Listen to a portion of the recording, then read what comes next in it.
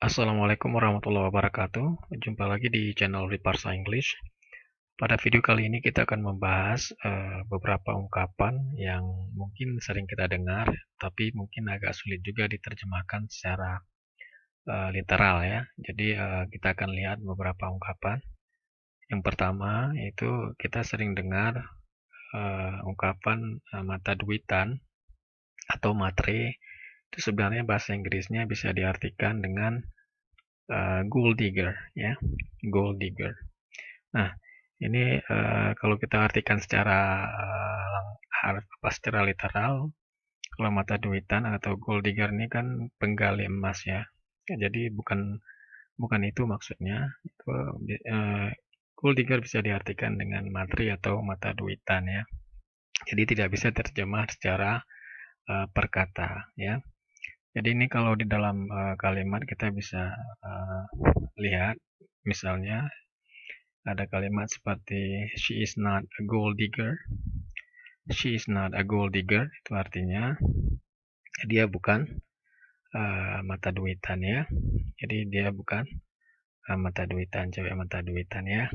Jadi pemakaian gold diggernya bisa ditempatkan dalam kalimat seperti itu. Nah, di ungkapan kedua kita juga sering dengar kata ungkapan berhutang budi. Nah, berhutang budi kita tidak bisa menerjemahkannya satu persatu ya, per kata. Kita harus tahu secara menyeluruh. Jadi berhutang budi bisa diartikan dalam bahasa Inggris itu owe a favor ya. Jadi misalnya dalam kalimat kita bisa buat I owe you a favor. If there is ever anything I can do for you in return, please let me know. Nah, di sini favor ini tidak ada u-nya ya. Kalau ini sistem American English, dia tidak memakai u di setelah o, tapi kalau British nanti mungkin sering dilihat ada u-nya, ada setelah o ada u baru huruf R ya. Jadi artinya sama, cuman penulisan British dan American saja yang berbeda. Nah, di sini kan artinya bisa dilihat saya berhutang budi kepada kamu. Jika ada yang bisa saya lakukan untuk membalas kebaikanmu itu, mohon beritahukan saya. Ya, jadi artinya seperti itu. Jadi berhutang budi itu sangat lumrah diterjemahkan sebagai owe a favor. Ya, I owe you a favor. Atau sering kita dengar I owe you a big favor. Itu sangat berhutang budi ya. I owe you a big favor. Ya. Nah, ada juga kalimat yang bisa kita gunakan juga ya untuk membalas budi seseorang dengan kalimat seperti ini. Return. Return di sini artinya bukan kembali ya. Ini bisa diartikan setelah orang mengatakan I owe you a favor, kita bisa langsung membalas I will return a favor one day ya. Jadi saya akan membalas budi baikmu suatu hari nanti ya.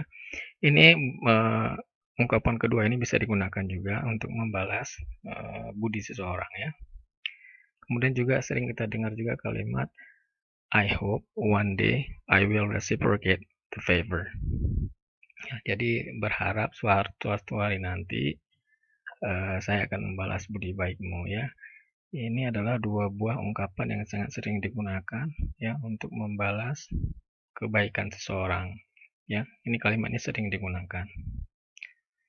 Kemudian kita beralih ke ungkapan yang ketiga. Di sini kita sering dengar kalimat ungkapan masuk angin.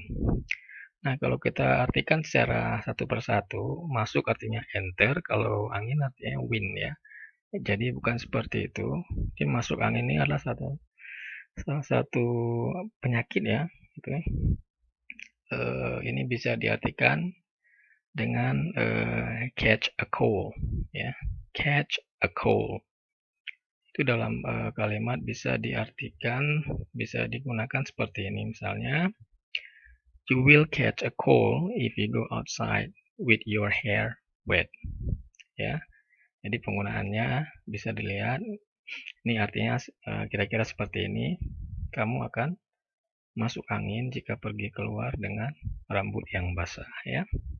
Jadi masuk angin, diingat bahwa masuk angin harus diartikan dengan catch a cold ya.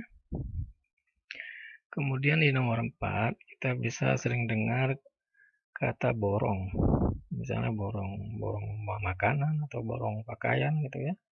Apa sih arti borong? Nah, borong bisa diartikan dalam bahasa Inggris stockpiling. Stockpiling. Mungkin sering kita dengar juga ada panic buying ya. Ya, jadi ada beberapa yang sering juga kita dengar juga. Tapi stockpiling sangat umum digunakan ya.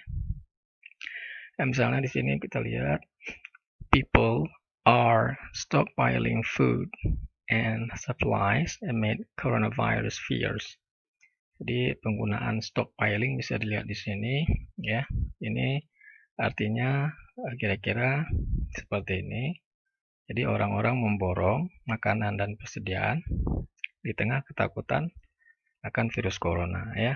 Jadi stockpiling itu artinya memborong makanan ya.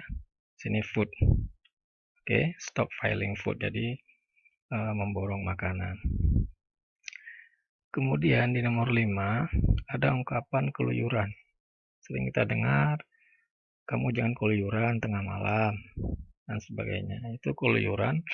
Kalau dalam bahasa Inggris memang agak sulit diterjemahkan, tapi yang paling mendekati bisa digunakan ungkapan go for a stroll. Go for a stroll. Oke. Nah, mungkin dalam kalimat bisa dilihat seperti ini. It is not safe to go for a stroll at night. It is not safe to go for a stroll at night. Itu bisa diartikan tidaklah aman ya untuk keluyuran di malam hari.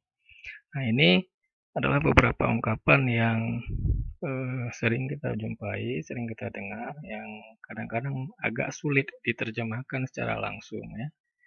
Nah, ini harus kita ingat dengan sering membuat soal dan latihan ya. Demikian video kali ini yang membahas beberapa ungkapan. Semoga bermanfaat. Sampai jumpa di video berikutnya. Wassalamualaikum warahmatullahi wabarakatuh.